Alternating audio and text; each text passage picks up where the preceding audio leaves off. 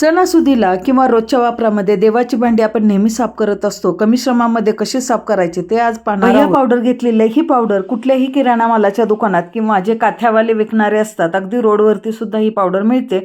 फक्त 20 रुपयाला ही पावडर घेतलेली आहे. तांब्या पितळेच्या भांड्यासाठी वापरली तर वर्षभर पुरते. इथे मी कुठल्याही ब्रँडचं प्रमोशन करत नाही, तर मी नेहमी हीच पावडर वापरते. स्वस्त आहे आणि हिचा रिझल्ट सुद्धा खूप चांगला आहे. भांड साफ करायचं आहे ते फक्त पाण्याने ओलं करून घ्यायचं. हातावरती थोडीशी पावडर घेतली आणि ती पावडर तांब्यावर टाकून हाताने जस्ट फक्त हात फिरवला. फार जोर लावायची गरज नाही. अलगद हाताने मी फक्त ती पावडर आहे ती व्यवस्थितपणे पसरवून घेतली आणि फक्त हातावरती अशी टॅप करायची आहे आणि पुन्हा लागेल अशी पावडर लावून पूर्ण तांब्या हा अशाच प्रकारे मी घासून घेतला. काही सेकंदातच तांब्या घासलेला आहे आणि पावडर म्हणाल तर अगदी कमी लागलेली आहे.